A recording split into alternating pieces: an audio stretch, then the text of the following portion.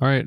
What do you have to go over in some prospects? Yes. Okay. Let's get on to what I did today, which is I watched all of the pro days. Or what I did is I watched all of the pro days for all of the quarterbacks, and I wrote my initial thoughts watching their throws and everything that they did, and kind of put like what I thought each quarterback, how they did, and everything like that. Right. So, do you want to start at the bottom and go up, or do you want to start like with my current ranking that I feel like, or how do you want to do it?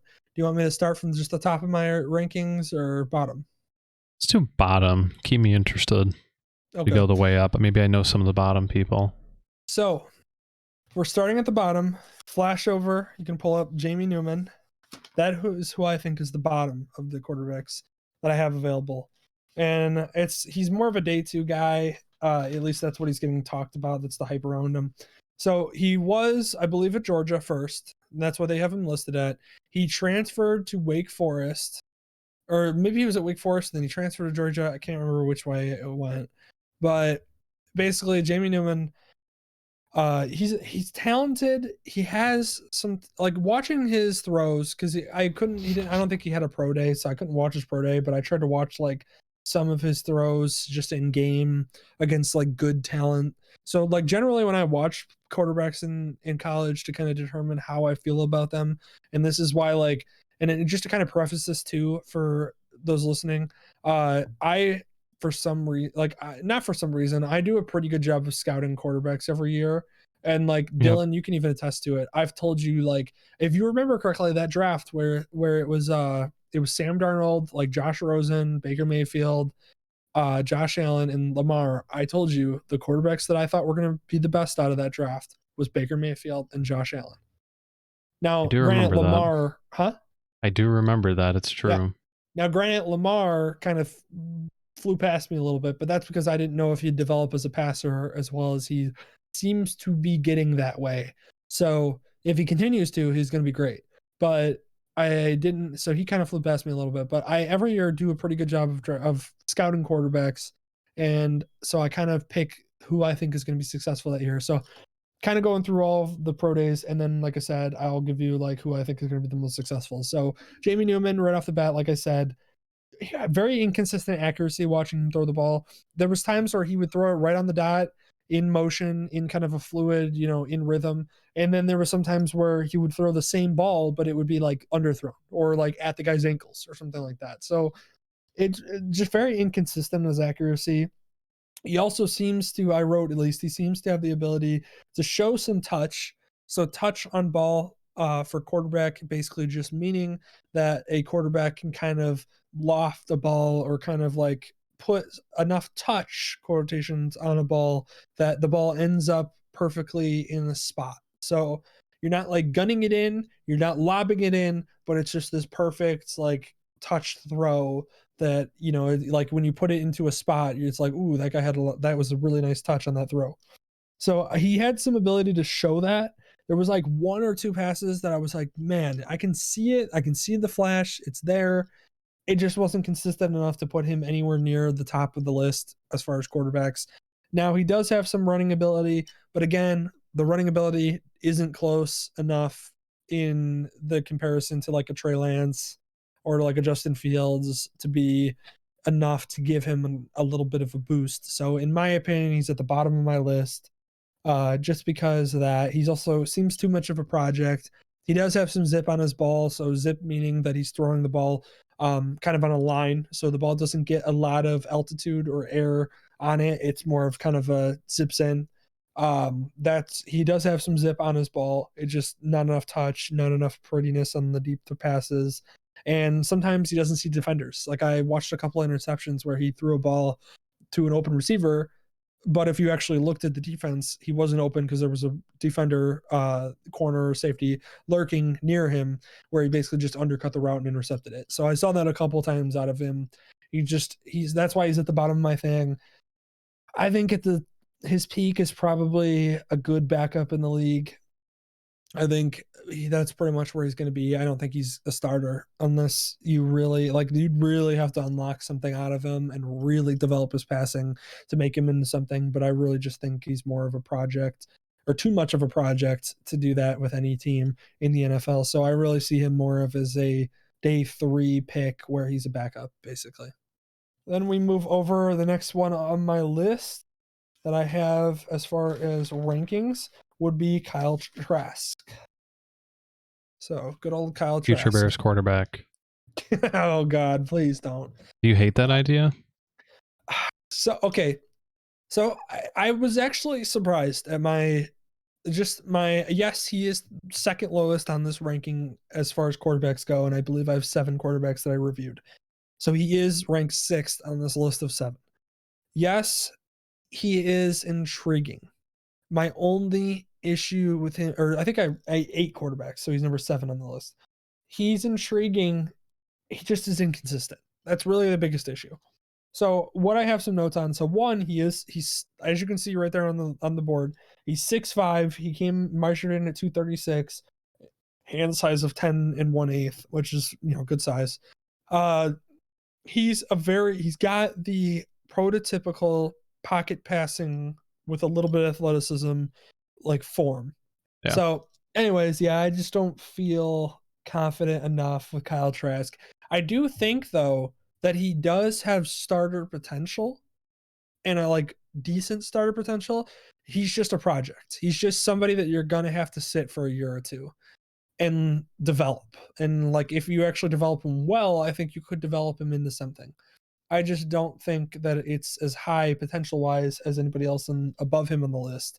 But I do think that in my I was surprised happily by the throws that I was seeing. So things I wrote down. The one thing he did throw a clean ball, and what I mean by a clean ball is when you see a tight spiral going into the receiver. Tight spiral is easier to catch. When you don't throw a clean ball, a little harder to catch. Just kind of a little thing. It's not that big of a deal, but throwing a nice clean ball is what you see out of the Tom Brady's, the Peyton Mannings, all those type of quarterbacks, Aaron Rodgers. So that is a little iffy. Now, he did have some zip on his throws. So again, kind of line driving some balls. Those are good on hitch routes, timing routes, out routes, in routes, slants, things like that, where the ball needs to get out of your hand pretty quick. It needs to get to the receiver quickly in order to catch the defender off guard or catch him in that 1 second where the defender is behind him. So that's interesting. That's good. That's a mark for him. He did have some touch as well. I did see some touch on some plays, on some balls that he threw where I did go, wow, that was a pretty throw. He didn't do it consistently enough. He did it a little bit more consistently, obviously, than Jamie Newman. That's why he's a little higher on this list. But he definitely didn't do it consistently enough in order for me to be confident in him stepping in and being a starter or anything like that. Hence why I basically said that he's kind of a project, and I think he has to sit a year or two. He is inconsistent a little bit with the ball placement across the middle of the field. So a couple of his throws across the middle of the field, he threw either behind the guy, a little bit ahead of him, a little low, sometimes a little high. It wasn't just in the pocket of the receiver, which is, right here, pretty much mid chest. That's kind of where you're trying to aim for pretty much every time that you throw the ball. He just didn't do that consistently enough over the middle of the field, which is, it should be a little easier for players because you're throwing straight ahead rather than throwing across your body or to the right. He did throw sideline balls pretty well, so out routes, things like that, hitches and everything that were kind of towards the sideline. He did throw them pretty well, flag routes. So that was at least a little bit of promising. He had some good timing there. And then he did throw decently well on the move, and across his body, he was pretty accurate. So again, those are some of kind of the marks, but I do think that because of his inconsistency in throwing accurate passes across the middle of the field, as well as accurate deep throws, his arm talent's not going to blow you away, that's for sure. But, it's definitely good enough to be a starter.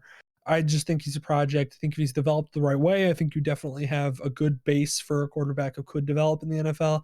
It just is going to take the right place. So, I would love to see him on the Colts or something like that, where he goes and sits behind Carson Wentz, is able to learn for a year or two, and then maybe. Oh my God, do we want him learning from Carson Wentz though? Well, not learning from Carson Wentz, but developing in the team. Like Yeah. I'd love to see him in the place like the Colts, where Frank he can Reich. sit behind a guy, or like the Buccaneers, for instance. Like the Buccaneers would be great for him to sit behind Tom Brady and learn for like a year or two. Yeah. So that's kind of where I feel like he is. My Who do you next, think will get him? I don't know if you want to do that part. who do I think will go for him? I don't know. It's too early on the hype around players. Generally, when it gets closer to the draft, you can kind of tell what teams are really going to be desperate for a quarterback day 2. He's definitely a day 2 quarterback in my opinion. So round 2 is where he's going to go. I just don't know what team that'll be, because round 2 allows for some teams that are really talented to have a quarterback to get kind of cute with a pick and pick a quarterback that might be a backup that'll end up developing into a starter when that quarterback leaves. So, again, like the Buccaneers, wouldn't surprise me if they picked him in the second round, or the Colts picking him in the second or third round. That wouldn't surprise me. It's just, it's hard to tell right now unless we get closer to the draft, in which then there's like some really hype around these guys. So, Oh. yeah, I don't want to play that game just yet, but Yeah. we'll say that enough. So, all right. Okay. Okay. So the next quarterback, which is it's gonna be a little surprising, and it's not Kellen Mond. Actually, Ooh. I know. I actually think it's Mac Jones. Damn, you were going against the media hype machine then. I know. Godspeed. I know. I thought we So reviewed what? his film for. I was actually on that.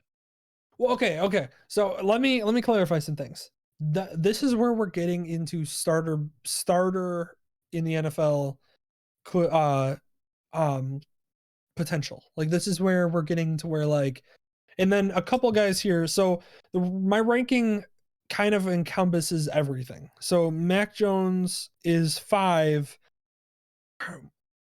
I don't know. Maybe. Oh, you know what? I'm sorry. I'm actually going to change that. Not Mac Jones right now. I'm going to go Justin Fields. Yeah. Wow, that's a huge I'm going to flip do then. that as an Ohio State fan. I'm going to do that. So I'm Damn. going to say Justin Fields here. That's what I'm Okay. going to say at 5. Now, or 6. I keep messing up my rankings. I should have actually wrote the number next to him. Anyways, I'm going Justin Fields here. The reason why I'm going Justin Fields here, there's a lot of, what I kind of looked at the quarterbacks is, I looked at their pro days and how they produced, and then I looked at some of the game film against good teams that they played, so that way they're actually playing some NFL talent on defense, and kind of seeing how they reacted, everything like that. Now, I also incorporated a lot of the outside stuff too: leadership, work ethic, game, being working in and out of the pocket, reading defenses, things like that. Reason why Justin Fields falls this far for me is I don't know if Justin Fields has the off. He almost kind of feels like a little bit of a who's Dwayne Haskins. So from what I've heard from people around the league that are looking at him, is basically that he seems to be essentially the last one in, first one out kind of guy in the workroom or workout rooms. Okay. So that doesn't bode well as a quarterback. Just because as a quarterback, you have to have the 100% live and die. I'm a quarterback. I live and breathe it every single day in order to be as good as all these guys in the NFL, like, the Russell Wilsons, the Aaron Rodgers, the Tom Brady's, all those players that are playing right now. In order to be that good, you have to live and breathe football and quarterback. Justin Fields, to me, has a little, and I follow him because again, I'm a Ohio State fan. He has a little bit too much of the issues outside of the game and in the locker room that kind of scare me for basically him developing. Because when you're developing as a quarterback in the NFL, you have to be the person who is, again, the first in, last one out, in the weight room, in the film room. You have to be watching extra film all the time. There's always more stuff for you to learn, that kind of thing. And I just feel like he doesn't have it in him to do that part of the job. And then the other thing too is the big knock is, as an Ohio State fan, I watched plenty of him basically being very inconsistent at times with his production. So there was plenty of times where I would watch him in games and I would go, wow, that guy's clearly one of the top 2 or 3 quarterbacks in college football and should be drafted one of the top 2 or 3 picks. Now, there's other games where I look at him and I go, I don't understand why Justin Fields is making that throw or making that decision, or why isn't he throwing it to that guy, or why is it that he throws an accurate 45-yard down the field pass and then can't hit a guy 15 yards down the field in the middle up the seam. That's how I feel about Justin Fields. That's part of the problem. That's part of the reason why I've had such an issue with him.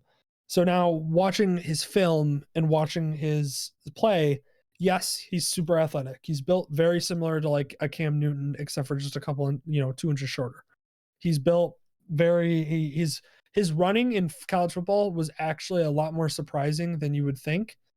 He has a little bit more mobility and athleticism and kind of just overall evasiveness than you would be surprised to see. He also ran a 4.43, so yes, he does have the speed, but his accuracy is very spotty. He throws some passes with touch, sometimes he doesn't. Sometimes he hits it right on the mark, sometimes he doesn't. And now I will say that his throwing motion too is a little quirky. It doesn't seem as smooth as some other guys. He does also lack zip on his ball. So being able to throw it in kind of hard to a guy, to me, that's part of the problem. I just don't see him as a guy who's going to step in and be a starter day one and change everything around for your organization. I think he's a guy ideally that would be able to sit. So Okay. So you're thinking um 49ers are not taking him at 3. see, that's the problem is I think that he might be like, I feel like the hype might be there enough for him to be taken, but I don't think they're going to take him at 3. I don't think that, because I've heard that the 49ers are in love with Mac Jones, and that they, like, if they didn't get Mac Jones, they would get Trey Lance. Like, those are the 2 quarterbacks that they love. Okay. So that's why I don't think they'd get Justin Fields anyways. So I think ultimately at the end of the day, he'll probably end up 4th overall to the Falcons, which is probably a good situation for him because he can play kind of a style of offense that the head coach there is going to want to play, because he came over from the Titans. So he's going to want to do those safer throws like he did with Tannehill, but running the ball some, utilizing the quarterback in the running game. He'll want to do those kind of things, which Justin Fields is really excels at. They'll have to develop a little bit and hope that he kind of pulls it together in the locker room and stuff like that, and pulls it together in his work ethic and off the field stuff in order to commit enough to become the player that he can be with his potential. And you get to sit behind a grinder like Matt Ryan. Mm-hmm. Yeah, because if he gets drafted by the Falcons, he's not playing this year. Matt Ryan will be there for this year. And then next year they'll save a bunch of money if they cut Matt Ryan. So I expect that he'll probably be cut in order to start a full rebuild and kind of ignite that. Yeah. So it'll be a good year for him and a good place for him to end up, because he'll be able to learn. Again, like I said, it all just depends on whether or not he puts it together. That's really. You think he'll just retire, Matt Ryan, or do you think he'll go somewhere and try and have a Tom Brady year? I think he'll get cut and try to go somewhere. Okay. So, but yeah, that's my film on Justin Fields. He, like I said, had some beautiful throws, had some throws that thrown across his body. There was that one throw where he was running to the left side of the field and he threw it across his body, probably like, I don't know, 55 yards on the field. And it was a thing of beauty. It's just, he doesn't do it consistently enough to be in my top 4 or 5 quarterbacks. So that's why he ends up here. But okay. Then next is, yes, Mac Jones. Now, I don't want to say that Mac Jones is a bad quarterback by any means, because he is a good quarterback. There's some things there's some red flags that kind of go up for me around him now that I've kind of examined him a little bit more. Is it that his middle name is McCorkle? I mean, yeah, that doesn't help. But I mean, you can see his measurables, 6'2.5", 217. His hands, 9 inches, so solid. He ran a 4.7 pass, which isn't too bad for a quarterback that really isn't mobile. But I think that's part of the problem, is I think that he's not very mobile. So he's kind of that Tom Brady mold where he's able to move around enough in the pocket to make something happen, but you're not expecting him to really get outside the pocket and, do something with the ball all the time. Like he might have flashes of that, but you're not expecting him to do that much most of the time, if not all the time. So that's one thing I will say. His arm strength is definitely not elite. You're not looking at him to throw a 60-yard bomb down the field. That's not going to surprise you. It's not going to blow you away. He does have some touch, though, and he does throw a very catchable ball. So what I mean by a catchable ball, which I'll talk about again with, a little bit of a teaser, Trevor Lawrence, obviously, is a catchable ball is a ball that is just is receiver friendly. So the ball is kind of either lobbed in, and so it's right there, or they're able to just, it's a ball where it's like put in a great spot for a receiver to make a catch. It's not thrown a little bit behind them. It's not thrown a little bit in front of them. It's not thrown at them too hard where they have to really, pay attention. It's not over their head. It's not lower at their knees. It's pretty much generally in the chest area, and it's a very good catchable ball. Now, his only things is that when I did watch him throw some deep balls, even in his pro day where he was, on not being rushed by anybody or anything like that, his deep throws were a little spotty as far as his accuracy. He didn't have as much accuracy as I would have liked to see out of a quarterback being talked about probably going 3 overall to the 49ers. Yeah. Now, one thing I will say about Mac Jones, though, is he's accurate within, a 20-yard zone. He's able to make very accurate throws and very timely throws. And then the other thing that Mac Jones does very well, as far as a little bit better probably than most of the prospects on this list, and even some of the ones that are rated higher than him, is he does read defenses very well. And his preparation is he excels at preparation over what a lot of the other quarterbacks are. So with him, you're definitely getting a quarterback who's ready to step in day one and be your starter. My only issue is that I don't think his ceiling is as high as the people ahead of him. And I don't even think his ceiling is as high as potentially a Justin Fields. I just think that his floor is so high that it's going to be hard for him to fail in the NFL because of his preparation, because of his accuracy within 20 yards, because of his ability to learn and develop and his work ethic. He's just not going to go away, essentially. Like, he'll be a good starter in the NFL. I just don't think that he'll end up putting a team over the edge. Like, I don't think he's going to ever be a top 7 quarterback in the league, top 8 quarterback in the league. He might have the best year of his career and be, top 8 or 7 in the league as far as compared to everybody else. But I think generally he's probably going to be in that middle tier of like ranked 10 to 20 as far as quarterbacks go, which is a good spot to be in. I mean, there's not a lot of quarterbacks that are in that zone, and getting a quarterback in that zone that can also read defenses and win games for you is difficult. It's just, I don't think he has the other things as far as athleticism, fluidity in the pocket, his arm strength, his accuracy deep. Those are the things that don't make him elite, essentially. Yeah. So. Interesting. I liked his film when we went through it. I guess it was a highlight tape. I don't know. You got me kind of sold up on him and all the hype circles, but I guess we'll find out soon enough. I do think that if he fell in the draft and was available for the Bears to trade up for, I would do it, just because I think he'll step in and be good. And I think that, again, with his preparation and everything like that, you'll have a quarterback every week that consistently puts you in a position to win games. It's just, I don't think that he is good enough to be a top 5, top 10 quarterback in this league. But I do think that he's never going to be a backup, if that makes sense. Yeah. So that's where I got him. The next quarterback on this list, which is actually kind of surprising, that I'll put in there is Kellen Mond. Perfect. Yeah, I guessed it right. Yep, got it pulled up.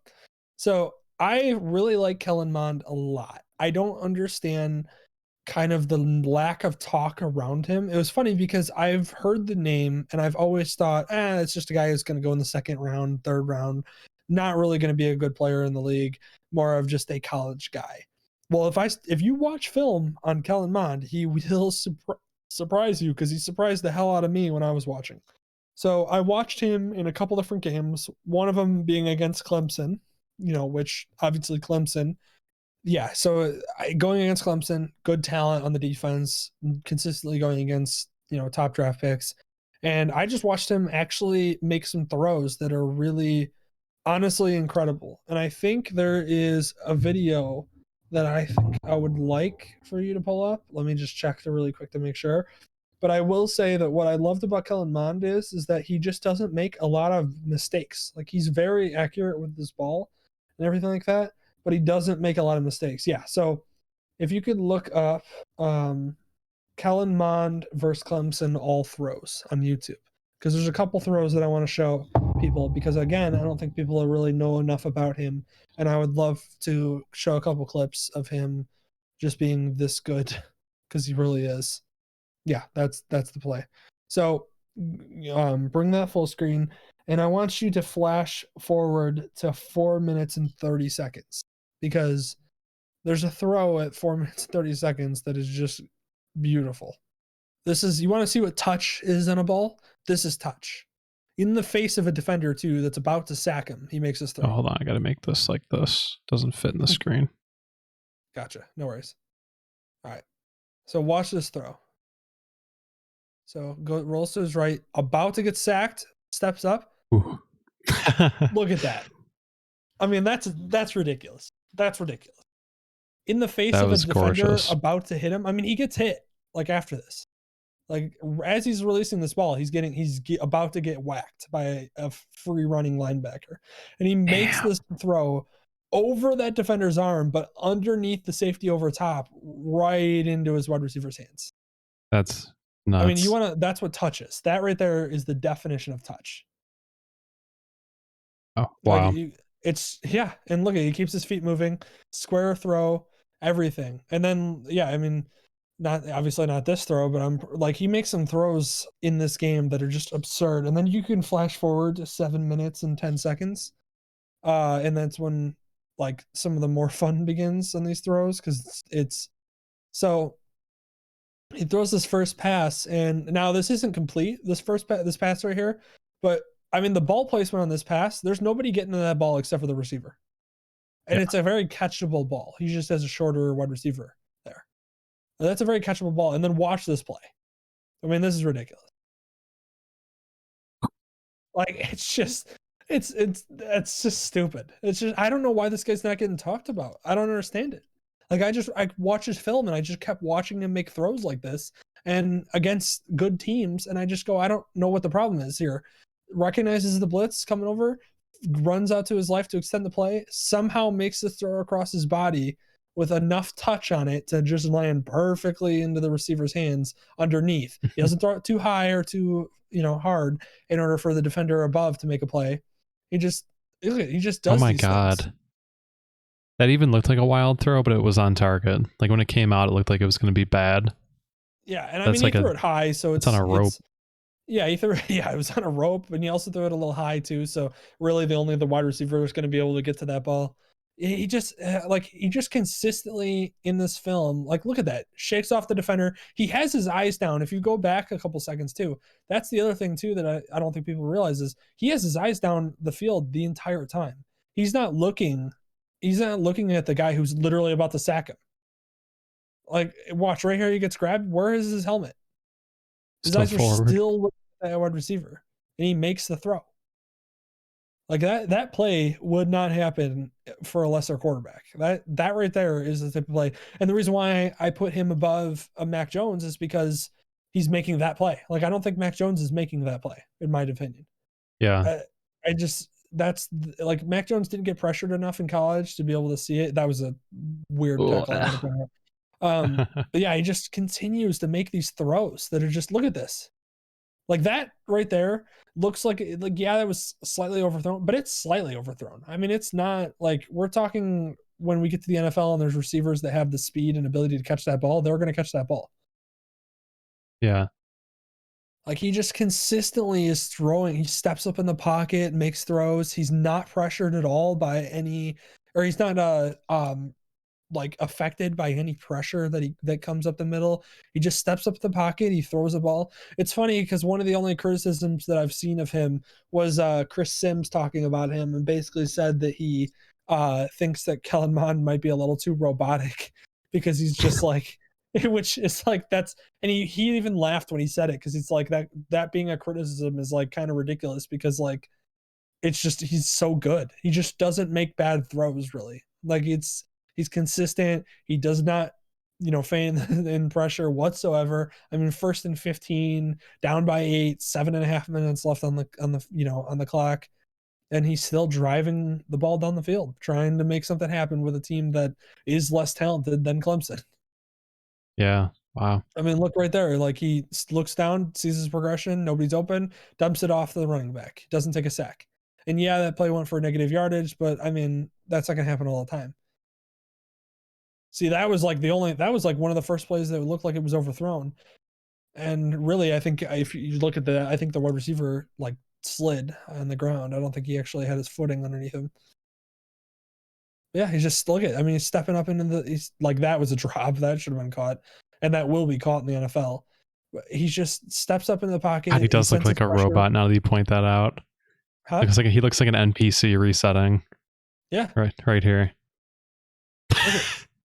He's just that's what I mean. He's unbelievably talented and he has a good arm, he has good touch, he has good zip on the ball when he needs to. He reads defenses pretty well. He senses pressure well and handles with it well. He doesn't freak out. He doesn't, he's pretty calm in the pocket. Even when he's scrambling around, running away from the pressure, he's still looking downfield, keeping his eyes downfield for the receiver. And when he runs, I mean, he can run. So it's one of those where I don't understand why enough teams or enough talk hasn't been around Kellen Mond. I just, and you know what's funny is, you know who he just met with? Who? The Bears. Really? Oh yeah, he just had a meeting with the Bears. He talked about it in a press conference. He mentioned that he met with the Bears. Okay. I would love Kellen Mond. Where is he projected to be able to like fall down to? Probably late first, early second. Late first, early second. Okay. So if you're the Bears and you really love him, take him at 20, which I would actually be happy with. I think I'd be okay with that. Oh my God, they would get clowned so hard. I would love for it to go not be the case, but I feel like draft night they'll get clowned so hard. They might, but I'm telling you, we're gonna get a quarterback, especially because he's not going to be expected to produce right away. Yeah, that was unbelievable pass interference. That's why he threw that ball. Yeah, that's the other thing is he's not going to be expected to play right away. So that's why I would love him on the Bears, because he would sit behind Andy Dalton. And yeah, Andy Dalton having him as quarterback is going to not be great. See, look, it shrugs it off and makes this throw. I mean, was that a touchdown? I mean, that's ridiculous. If that's a touchdown, that's ridiculous. This throw's absurd if that's a touchdown. Look at this. I mean, look at this. Doesn't even look. Shakes it off. And then look at this throw. I can't believe that. That's actually wild that like you're able to betray your instincts right here and not immediately look to the side of you or move your head at all. No, he didn't even flinch when that guy grabbed him. Just shook him off and then threw a touchdown pass over the center of the field with 3 guys around in the area. Like, it's just wow, uncanny how the ability he has. Throws a nice ball too. I mean, that was great. That was a great pass. Like, he had to make something happen. It was the end of the game. They probably don't get the 2-point conversion here, and that's why they ended up losing, I think. Yeah, nothing happened, basically. Good coverage, holding. Yeah, so nothing happened there. So that's why he just tried to make something happen at the end. So that's why they ended up losing that game. But yeah, he's one of like the most least talked about prospects I've ever seen that actually has the talent that he should be talked about. Yeah. Wow. This you don't really care about. You could just go back to his profile. We're about to probably move on from him anyways, but I just wanted to highlight that video because it's absurd, and that's against Clemson, who has first-round talent on defense, and he's not playing against a bunch of scrubs. And it's not like he had the best wide receivers ever either. It's not like you're hearing about a wide receiver coming out of the draft from Kellen Mond or Kellen Mond's team that is going to go, top 10 or something. So he's throwing to pretty, talented players, but again, not like one of those guys that's a signature player. And so, yeah, I don't know why people aren't talking about him enough. He keeps his eyes down the field, throws wherever he throws where a receiver can catch it. He always throws on the run super well. He's 6'2", I think he came in at 6'2", 205 is what his measurables were at his pro day. So he does have at least the quarterback, stature or enough size. I'm glad that he's not a runner with that size. You have to put on more weight in order to be a runner. But I mean, he just makes good throws. Like even that was kind of a weird off balance throw where he didn't really step into it. He just kind of threw it and still got it to there pretty, pretty on target. Yeah. So yeah, super talented. I just can't. I would love to see where he goes, and I think if he goes to the right situation, he'll definitely excel in the league. And that's why I have him above Mac Jones, is because I think he's just a higher ceiling of a player, and I don't think that he has too many flaws right now. At least watching him in college. I like how quick his release is. Yep, that's what I mean. There's just so much to like about him. It's funny because I've watched other games with him in it, and it's the same thing. I mean, even games where he has a bad game, it's not even really that bad. Like it's like, yeah, there's a couple errant decisions here and there, but like that's gonna happen. You're in college. And it's I mean, we always talk about rookie mistakes in the NFL and stuff like that from quarterbacks. So yeah, of course he's gonna make a couple of those bad decisions in college, but he doesn't generally do that. I mean, look at that throw. Like that's coming across his body, moving to the left side of the field out of the pocket, and steps up and makes that throw. And I believe it was 3rd and 8 too. So it's a guy get the first down. You're against one of the best teams in the country, and threw it to a spot where his receiver could catch it. And yeah, his receiver is probably a little smaller too, but is he widely supposed to be a first round pick? Well, he's considered more of a day 2 guy. It's just one of those where I mean, you're watching the same film I'm watching. It's one of those where I think if some people get enough on him that he could potentially end up rising up in the rankings. Right. So, and even like the Buccaneers, for instance, the Buccaneers don't really have any needs whatsoever on their team, and so they could take a quarterback to be Tom Brady's successor in 3 years. That would be wild if they did. Yeah, and they're getting a really good player to do so. But not even a bad decision. It'd just be interesting for them to you'd think you just want to load up on top of your already stacked team, and then just try and put yourself over the edge. But if you took the opportunity, like the Packers are failing to do, of picking a quarterback a little bit early and then hopefully just continuing that, that streak. But then again, you're also once again betting against Tom Brady retiring and getting old. So that's an interesting, risky bet. It seemed like it would have worked out 4 years ago. Maybe it won't make sense in another 4 years. Who knows? Yeah, but I mean, if it doesn't make sense and it doesn't work out in 4 years, then I don't think they're going to be complaining. Yeah, that's true too. So, but anyways, we'll have to move on for him, and I'll go to the next prospect who I think this is pretty much they're tied in my opinion, and it's Trey Lance. So I like a lot about Trey Lance. There's not a lot of film on him. And what I mean by that is it's one of those things where he didn't play enough. He just didn't play enough, and he's not playing against NFL type talent, which these guys in these D1 schools are. Yes, he's D1, but he's D1 Division AA or whatever it is, or 1AA. So he's not playing against those type of guys every week that can really kind of show you how he's going to do against real NFL talent when he gets in the league. But there's a lot to love about Trey Lance. And watching his pro day, it actually surprised me because there was a couple things that were kind of iffy in him when you watched his film as far as game footage that he kind of improved upon in his pro day, or at least did a little bit better than I expected. So one, what you notice right off the bat when you're watching Trey Lance is the zip that comes off that hand. I mean, he can throw a ball into a guy. You could hear, when you watch this pro day, you could hear the ball hitting the hands of the receiver every time. He just has this ridiculous where he can throw it 30 yards down the field, 40 yards down the field on a line, and the ball barely gets 7-8 yards off the ground. It's ridiculous. So that's one thing that right off the bat you notice. He does have quick feet and a quick release. So he's very athletic and very fluid in the pocket, and he does move very well outside of it as well. He is a little bit more of a runner than maybe you would like in order for him to translate to the NFL. He'll have to do a little bit less of that because he was able to, and because he's faster than everybody, bigger than everybody, at that level. He's not facing, like I said, D1 guys.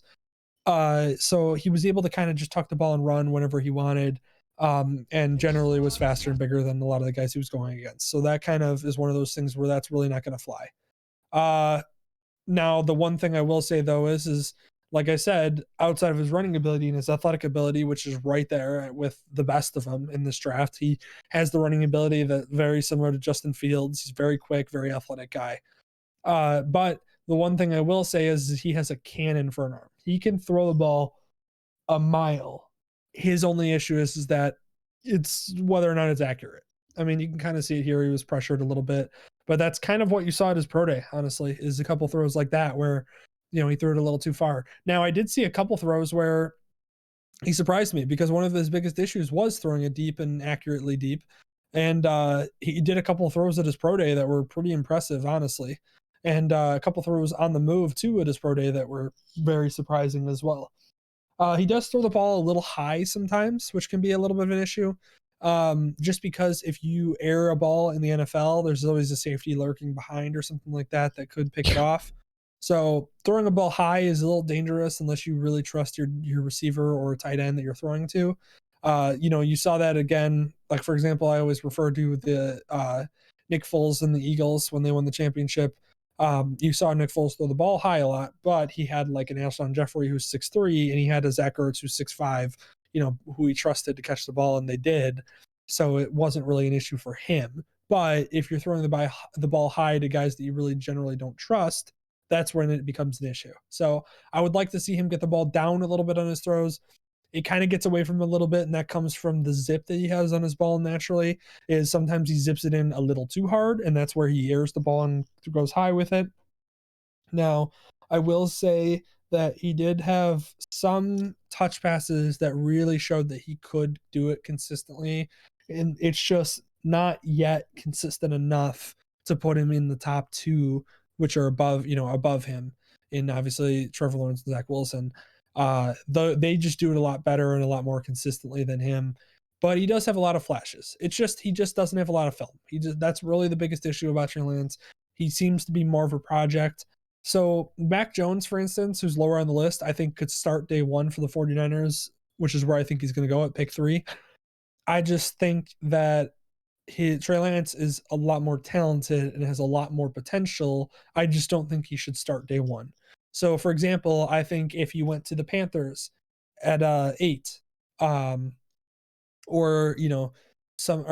you went to the Panthers at 8 or something like that, I think that would be a good spot for him to land, because I think him landing in a spot where he can sit behind a guy for a year will really benefit him in his production as well as in his development, because I don't think he's ready to start right now, because I think there's too much in his game that he needs to iron out before he is able to step onto a field and really kind of show off. So like I said, a lot to love about the guy, a lot to like. There's a lot of that's what I'm talking about right there. I mean, that's a pass that you should be able to complete in the NFL, because your guy's wide open. He beat both defenders. And then what he does is he makes it up for in his legs. He misses that throw, but then he's able to get the first down the next play on it with his legs. Yeah. So, and that's where, like, as much as I love Trey Lance, that's why he's not top 2 on this tier, of quarterbacks. But he's got a very NFL body, standing basically at 6'3", 224. It's good size for a guy, not too thin to run the ball. So he will have some success running it in the NFL. It's just, I think he'll need to develop his passing game enough to be effective. But I think he has the potential to do it. At least the higher potential and more likely to do it, I think, than Justin Fields. Gotcha. Okay. All right. And my next one on the list of quarterbacks, number 2 on my list, is Trevor Lawrence. Oh. I don't think he's number 1. And I can go over that in a moment as to why I don't think he's number 1. Now, do I love Trevor Lawrence and everything he does as far as a quarterback? Yes. My only issue with Trevor Lawrence is I did not see him in games enough ignite his team. That sounds kind of iffy as far as a criticism. But what I mean by that is I don't think that he has the moxie or the swagger in order to walk into an organization and change it basically and have the attitude to basically carry an organization on his own. So what in comparison, I would think like a Baker Mayfield, for instance. Baker Mayfield, definitely not as talented as Trevor Lawrence as a quarterback goes. But what Baker Mayfield did have that made him, better suited for Cleveland is he had the attitude and the moxie and the chip on his shoulder to walk into a team that won one game in 2 seasons and basically, act like he should be there, which he should. It's just that's what he needed in order for them to really kind of ignite around him. I will say though that Trevor Lawrence did a lot well as far as everything else. So when you watch this pro day, one of the things that will obviously jump right out at you is that every single throw is on target. I'm not kidding you. I don't think I saw a throw that wasn't placed perfectly in the chest of the receiver in the pro day, which is a good sign for the actual rest of the, game, play and everything like that. So that's why I say that he should be drafted 1 overall. I'm not going to, based on everything he's done and what he is as a quarterback and everything like that, I get him going number 1 overall. I get it. He's definitely going to be a quarterback in the NFL that has the potential to be a top 5 quarterback for years and years to come. And he's not going to fail. That's what I will say. He's not going to fail in the NFL. I don't think he has the moxie or the attitude to walk in and change an organization like a Baker Mayfield did. But I do think that he has the ability to consistently every week win games, make the throws that you need to win games. Like I said, he's got to have a talented offense around him in order for him to excel. I don't think he could just do it on his own. Like, I don't think he's one of those guys like a Joe Burrow, for instance, last year. One of the things that Joe Burrow had over Trevor Lawrence, in my opinion, and again, if these two were in the draft together, Trevor Lawrence and Joe Burrow, I would take Joe Burrow. And the reason why is because Joe Burrow has that attitude. He has that moxie of walking into a Bengals organization. And yeah, he got injured. But before that, he was making throws and really basically helping make that, Bengals team not terrible. So Trevor Lawrence is going to be great in the NFL. I mean, like, I know that this is just what I read off of what was going on, but like Joe Burrow was projected to be like a 6th round pick before the season that he had. And it literally propelled him up that much because it was, I guess one of the greatest of all time, but still that's crazy. That big of a jump that quickly. Well, that's what I said is he was a backup quarterback at Ohio State, and he actually lost his job to Dwayne Haskins. Yeah. Now, granted, Dwayne Haskins went on the next season to throw 50 touchdowns or score 51 touchdowns.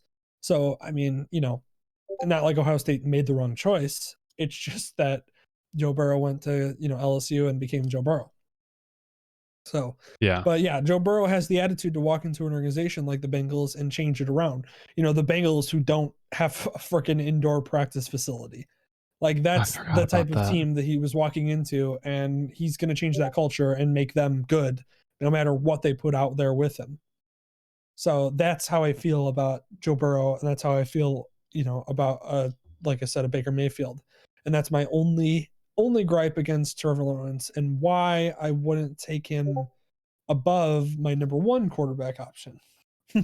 Yeah. Which leads me into my number 1 quarterback option, which is obviously Zach Wilson. Your resident Disney Channel quarterback.